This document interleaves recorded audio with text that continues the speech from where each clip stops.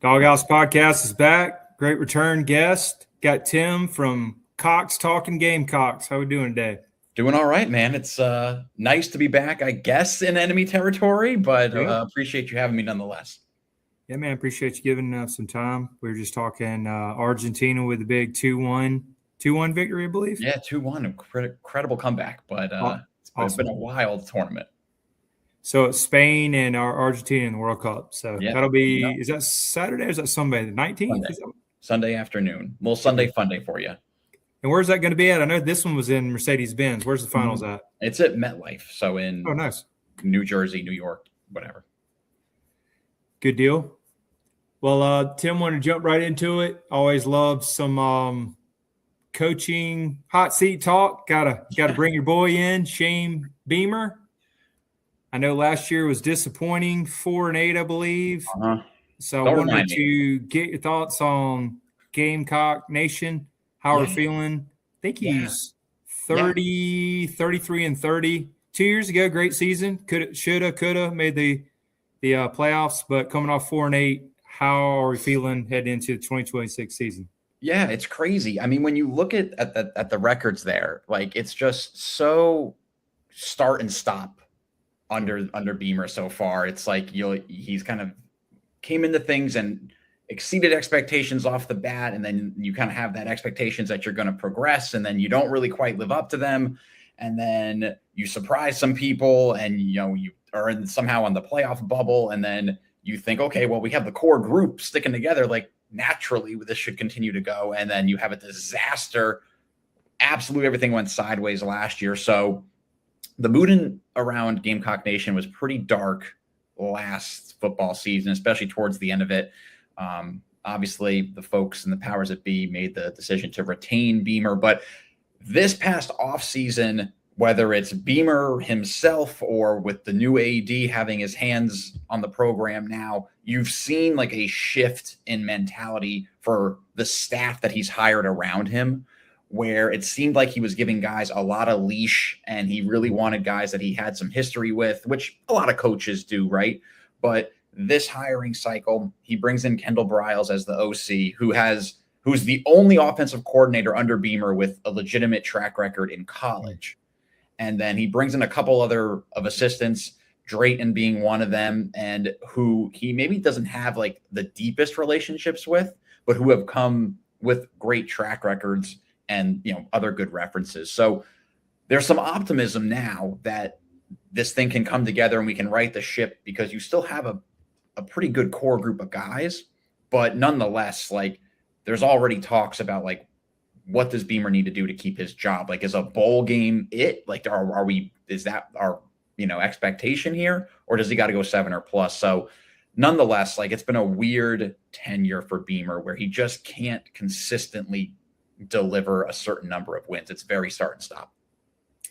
Do you like the hires from the off season? I do. Okay. Yeah, I definitely do. You have to start with Kendall Briles, I just mentioned, because that was the biggest. Yeah, that was the craziest thing of last season, where you have an incredible 24. You have Lenoris coming back. You have Nick Harbor coming back. There's these pieces that you feel like you can build on. They kept the hire in-house and promoted quarterback's assistant coach Shula to OC. He has the experience in the NFL, but it was forever ago. But he coached Cam Newton. So you're like, okay, maybe it'll work with Lenoris. There's some similar skill sets. And then it was just a disaster. So I like this hire with Briles, and he brings in Randy Clements, his offensive line coach, who they have worked together forever. And so now they're going to be speaking the same language, because it was always this trying to hodgepodge the offensive line and OC together under Beamer. And it's been always just an underperforming group. So I think that's really what gives us the hope here. And because on the defensive side of the ball, the staff has been pretty consistent and they've delivered really well. You're bringing in a new edge coach, but nonetheless, he comes with some really good results up at Penn State. So yeah, all in all, I'm excited about those hires for sure. Sounds good. Always good to make some changes. So are you a Shane Beamer guy? Do you want him to stay? Do you want him to get long-term, or are you ready for a change? I'm a fan. I am. And I've been unapologetic about that. But at the same time, like, I don't think he's perfect. I think he's a good fit for South Carolina. And ultimately, though, you have to deliver, right? Like I don't want you to coach our team because you have some history at Carolina. You're a good culture fit. You understand the challenges of the school. You have to deliver, right? But there's some things that I think he himself would say he needs to clean up. I mean, I don't even want to bring this up because it's such a PTSD moment, but when Carolina is up a ton at the half at A&M this past season, Shane Beamer is running to the tunnel at halftime, waving his hands in the air like this, as if he had won the game. And what happened in the second half? The team just got stomped. So when you see your head coach celebrating at the half, that's not something that, a Saban would do, a Kirby Smart would do, a Dan Lanning would do. So I think Beamer is very imperfect. I think he's a good fit for South Carolina. And maybe there's a little bit about me that just doesn't want to have to go through this whole hiring process again. But I do think if he can continue to put good people around him, I think he's a good recruiter. And I think he instills a pretty good culture in the locker room. There's just a few things that we have to figure out. Why can't we be consistent? Why can't we start the season well? But overall, I am a fan. Okay. That's good. I almost talked myself out of not being a fan there, bringing back A&M. But overall, yes, I'm a fan. I would give him like maybe a C+, right? Where like one more bad paper, you could be in like you're failing the class, but a good paper, you're in pretty good standing. Right. Okay. That's interesting. And how about in the offseason, like recruiting wise and then transfer portal wise, do you like some of the moves that he did, and how do you see the team for 2026? Yeah, for sure. I mean, the transfer portal, they did a pretty good job, in my opinion. Kind of similar mindset to the coaches that he hired. He went away from trying the staff, right?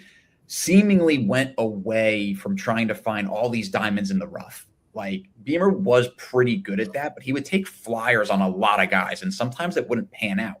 But every now and again, you find a guy who is from like Newberry and is a pretty good running back for you, and you look like a genius, but you can only do that so many times. So you look at, particularly on the defensive line, Beamer brought in a couple of guys who have some really good experience in college. He brought in some older guys. I think what you saw last season was maybe a leadership gap, which is crazy because you have guys who have been on the team for a while, but I think there were just different types of leaders. So I think he wanted to bring in more veterans from the transfer portal, really on both lines of scrimmage now that I think about it. Recruiting wise, it's been solid. It was a slow June, missed on a couple of prospects that you felt pretty good about. June has been a pretty good month historically for Beamer, but July has been really good. You bring in Dobson, who's a fantastic defensive back, 5 stars, one of the higher rated recruits in program history. You've hit on a couple other guys this month as well. So things are trending up. I don't know where they sit right now, rankings wise. I want to say maybe 25, give or take. But he tends to live there, 15 to 20 nationally ranking.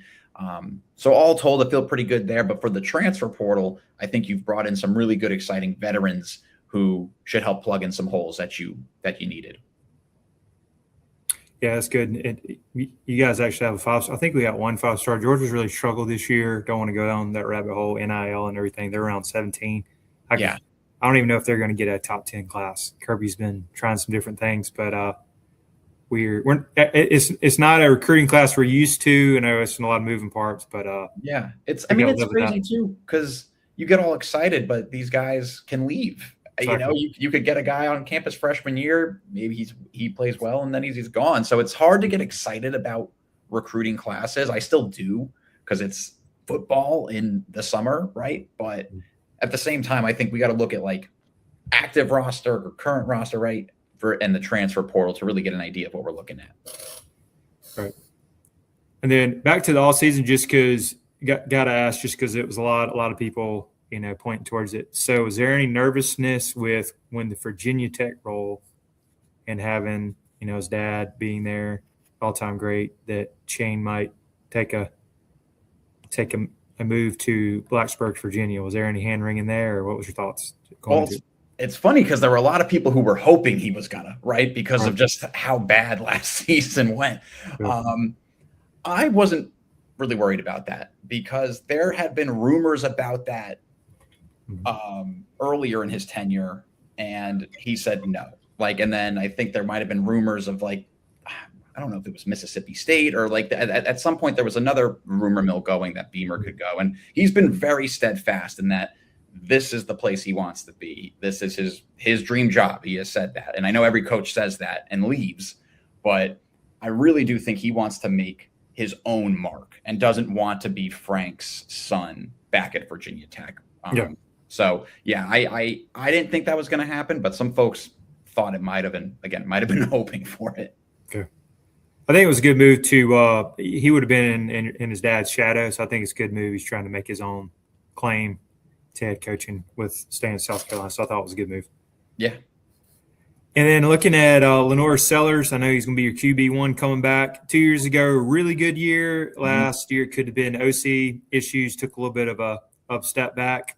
Yeah. So what's your expectations of LaNorris Sellers? And I believe you guys had to probably pony up some NIL money to keep him. Was that rumor? I would imagine so. That I thought when you said rumor mill, I thought that's what we were talking about. You know, you had – who was it? Was it freaking Dan? Miami. He was just like, oh, Miami would be a good thing. I had thin air. And now that was some hand wringing. That really was. But, I mean, he's such an exciting player, like really can do it all. A lot of people will look at the surface and they'll think like this guy can run. He's a runner. Like he absolutely can. He's strong as anything, can bully guys over, but he has an arm. Like, you can see multiple times this past season, just the deep shots with accuracy to Harbor. He has to work on some of those short to intermediate throws, work on his touch a little bit. There's been times that's hurt us, but super excited about him. He's more experienced now. I think bringing in a OC like Briles, who's going to tailor that system more to his needs, it's really now or never for LaNorris. And I think last year, maybe he was trying to be something that he wasn't. I don't know, again, if that's the OC or whatnot. The offensive line couldn't block anybody, so that really didn't help. But he's got to work on some of his pocket awareness as well. He took some really bad sacks last year. He's still developing, right? But now it's your third year is going to be the starter. I expect to see some improvement, and I'm super excited for him. You think he could possibly be maybe like top 5 SEC quarterback, Heisman Trophy candidate, or is that what Absolutely. you're saying? Absolutely, yeah. Okay. And then looking at the 2026 season, maybe on offense or defensive side of the ball, what are some strengths and weaknesses for the Gamecocks? Ooh, yeah, that's good. All strengths, man. No. Let's go offense here. I really like our wide receiver group. It's deep. It has a really good mix of veterans. When you look at a guy like Nick Harbor, who very well could be a first-round draft pick, can do it all. Then you have Nitro Tuggle, bringing him in from the transfer portal. You have some guys who have been on the roster, like Amazio Bennett. But Georgia had Nitro Tuggle, I believe, for a cup of coffee, I believe. Yeah, that's actually true. That's very like you track these guys on 247. Like, oh yeah, how about that? Yeah. But then you got some young guys. LaNorris's brother, Jaden Sellers, came on big at the end of last year. I expect him to do some really good things in the slot. A couple good true sophomores or redshirt freshmen as well in the mix. So I think that's going to be a strength for the team. Running back's kind of an interesting deal where there's a couple of guys on the roster who you feel confident about. Matt Fuller right now is probably going to start. He's been on the team now for a little bit. Got some decent playing time last year, but was really RB3. But there's some good guys they brought in. Christian Clark from the transfer portal. There's a couple guys also there who are young. Jerron Howell has been on the team for a little bit now. There's just not a real bona fide RB1, which is a little concerning. South Carolina's been in that position before, was kind of in that position last year in the offseason, where you had an idea of who would be the starter, but it didn't really work out that way. So I think it could be a strength, but it's really going to be running back by committee there. Defensive side of the ball, I feel really good about the D-line as a whole, both D tackles and the edges. Dylan Stewart's working his way back from an injury. Honestly, wouldn't be surprised if he doesn't play in the first game or two even, just because of how the schedule shakes out. Game 3, SEC opener, Mississippi State. I totally expect him there, but you bring in Herring from Tennessee as to play opposite of him. You have some young talent in that group, and then some good veterans in the middle there. So feel good about that. Feel good about the linebackers. You return all 3 starters from last year. Defensive back, there's some good experience there. Little bit of a question mark of who's going to be, that DB1, that lockdown corner. A couple guys it could be, but they've all been on the team. Nickel, you bring in Snead, is it, from Kentucky? Feel good about there. Kilgore is there. Maybe in the backside, like safety could be a little vulnerable, but again, it's guys like a Peyton Williams or a David Busey who have been on the team, but maybe not have been that playmaker like an Eman Wari was. So defense, you feel pretty good about. Like maybe you're a little thin at some spots. Offense, it's just like, can they come together? Offensive line, you brought in a bunch of guys from the transfer portal. Can they come together? Can they learn this system? So everywhere you look, you can look at it both ways. There's some reason to be excitement, but there's some reason where you could be a little hesitant. And I always think you guys are really, really tough at home. Those night games, man. It's tough place to play. It gets loud. I love it. I'm glad to see y'all on the schedule again. Like like all feels right with the world. I know Georgia fans probably don't look at South Carolina as a big rival. You got Auburn, Florida, Georgia Tech, but South Carolina, like that's a big game for us. And I'm very excited to see y'all. And it's the last home game of the year for South Carolina. So that's going to be an insane game. I'm probably going to have to go, willing to shell out some cash for that. But yeah, that's going to be a blast. Yeah, same here. I got a close buddy and a lot closer than Athens. Might have to shell out some cash too. As well. It could be a cold night game in November. Depends on the weather. It's crazy. So late in the year, that's like very abnormal from historically. It is. Yeah, we'll look at the schedule here in a little bit. Real quick. Also, any like underrated breakout or dark horses that could stand out? Maybe Gamecock fans aren't aware of, or you're excited about. Oh man, that's putting me on the spot. I mean, I said a second ago, Jaden Sellers. That's not really a dark horse, but I think he could have a really big impact on the offense and also special teams as well. I really like Julian Walker, the big recruit we have, freshman in that edge group as well.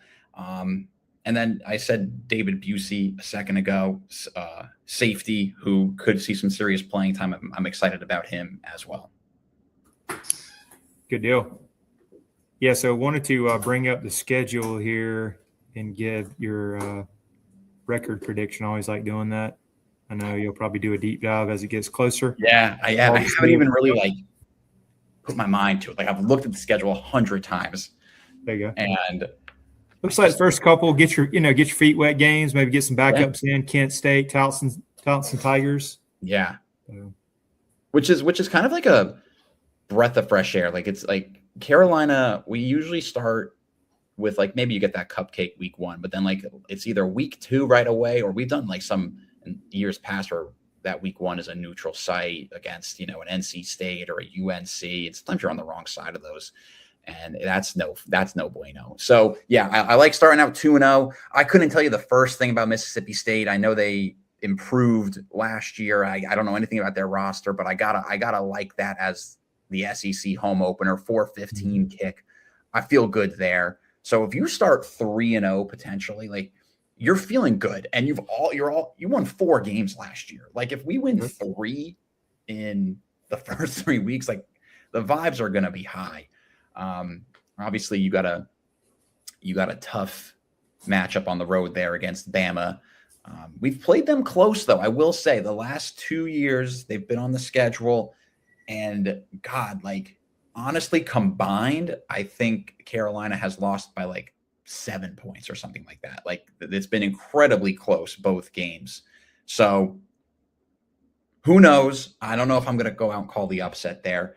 But if you can win all of your home games in this first half of the year here, and if you can be 4-2 going into the break, you feel good, right? And again, like managing some expectations there, like, we're coming off a 4-win season. I don't want to scrape by and go 6-6 and go to the, what is the Independence Bowl still around? Like, Yeah, like I don't want to go to the Independence Bowl. Like I'd like to at least Birmingham Bowl, pass. Duke I want to go to Mayo the Bowl. Pop-Tarts Bowl is really like the SEC. I don't know if they're eligible, but that needs to happen. Like the Gamecocks in the Pop-Tarts Bowl would honestly make my life. But so yeah, like but then that back half of the schedule, A&M, Tennessee, Oklahoma, Georgia, Clemson. It's hard. It is a hard stretch there. Beamer's teams have gotten better as the year goes on. I'd like to think that bye week is going to come at a critical time, right? We've had 2 road games. There's going to be some things to work on. Beamer's teams, with the exception of last year, always pull a rabbit out of their hat at some game that they should not win. Whether it is Tennessee a couple of years ago, A&M, other ones.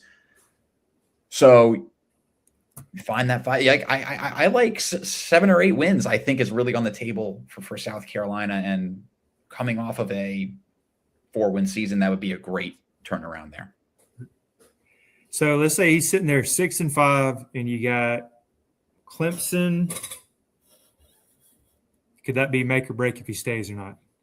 Because that's such a heated rivalry. Yeah, that's a crazy scenario. Yeah, if Beamer is 6-5, yeah, I don't think 6 wins guarantees him like a. But if you beat Clemson, get 7, go to a bowl game. You're kind of. Yeah. That's awesome. Yeah. I don't know. That's a more interesting one. Sitting at 5-6, winning at Clemson, does he save his job? He honestly might in that scenario. Yeah, God, to lose to Clemson and go 6-6, I think he might lose his job. Yeah, which would really suck. But the team has played well at Clemson, and those games have been close as well. So, not to put you on the spot, what's his record against Clemson all time? Shane Beamer.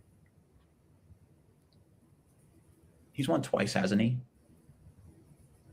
I think he's won. So he's big 2-3. Okay, that's good. Oh God, someone's gonna roast me for not knowing this. Sorry to put you on the spot there. I know. I don't know if I would know what Georgia and Florida. Kirby. No, yes, he won twice. He's 2-3. Okay, not bad. 2-3. Get 500, 3-3. Everybody's happy. Well, and funny enough, those 2 wins have been at Clemson. He hasn't won at home against Clemson.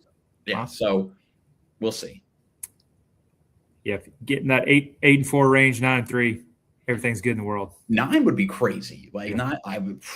Yeah, I'll absolutely take that. Like 7, I think you're satisfied. 8, you feel really good about. At least that's where I'm at as a trying to be sensible fan. Trying being the operative word. Yeah. So I had another question. Only reason why I do this, I had a close buddy. He's in my life group for church. He's a South Carolina fan. He said, make sure and ask you about this garnet color change with the jerseys or whatever. So I got to ask that. He said, make sure and ask you. Yeah. So, well, the big news, South Carolina is now a Nike school, long awaited. Under Armour, it was a weird, I think everyone just kind of grew tired of them. But yeah, the color has changed a little bit, on some articles of clothing. I saw an interesting side-by-side of the jerseys that Nike is selling compared to the ones that Under Armour used to sell. And it seemed to lean more red than garnet, which obviously is not great. You'd like to think that a billion-dollar company like Nike could get a color right. Some pieces of clothing look totally normal to me, at least online. Some people definitely skew red. I think what threw a lot of people off was that like Nike, I think, just buckets all of their schools into like just general, like this is how we're going to organize them, like on an Excel sheet. And it was crimson, like Team Crimson, but that includes like Florida State as well, I believe. There's Alabama. So someone's like, are we now crimson? Like, but I think that's just how they organize it. Like, I'm not hitting the panic button, but yeah, I don't know. I mean, you can't be red. Like, like you guys are red, we're garnet. And then, yeah, it might be a tough color to nail on some materials, but we got to make that right. In your website, like the garnet and black or something too. I feel like, like we are very much garnet. Yeah. So hopefully it's just a year one little speed bump on some of the jerseys, but hopefully the ones that are actually being played in are more garnet and not red. I figured like they would reach out to you guys and do like a prototype or, hey, or is this cool? Or they're Nike and they can do whatever. I'm open to it. Yeah, they can send me a prototype. I'm accepting all sponsorships, but I gotta believe they had some meetings, right? But these things have numbers, like colors have numbers, so you can just put into a computer and it'll print. But I think AI, man, AI. Yes, options. Absolutely. So we'll see. I mean, people love to find something to talk about, and so right now, some articles of clothing might not be the most color accurate. And then what's your favorite? I know you guys do a lot, maybe more changes and play around with uniforms a whole lot more, which is fine. But what's your like favorite uniform color scheme? That's great. Great question. Okay. I love the all whites. I love the all whites, but the record in them is terrible. So, and like anytime I see them, I'm excited. And I have to, kind of manage those expectations. But the combo that started as a throwback, which now is more of the rotation, the black jersey that has Gamecocks across the chest, not Carolina like the other ones. With Gamecocks across chest, black, white pants, and then helmet, if you really want to go throwback, is the garnet with the block C on the white circle. That's awesome to me. Like that rocks. And then they've done it with the black helmet as well. But if you can go garnet, black, white as a throwback, I love that as well. Awesome. Okay. Well, Tim, appreciate you coming back on. And how do we follow you on social media? Yeah, this was fun. Yes, have Twitter or X and Instagram.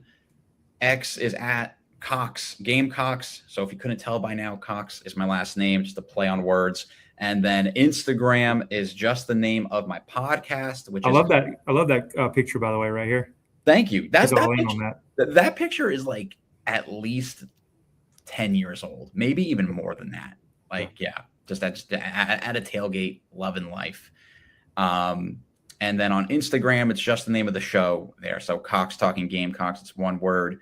Right now, doing the podcast weekly on Fridays to catch up on all news. And we're talking football. And then in the football season and kind of through basketball and baseball, depending on how the season goes, twice a week. So we're about to ramp up to that. Really excited for the season, and we'll see how it goes. But this was a lot of fun. Really appreciate you having me on. Yeah, man. Thanks for coming over to enemy territory here, talking with the dogs. No, this was good. This was good. There wasn't too much shit talking, which I thought might happen. I was ready for it, but we'll see how it goes in late November.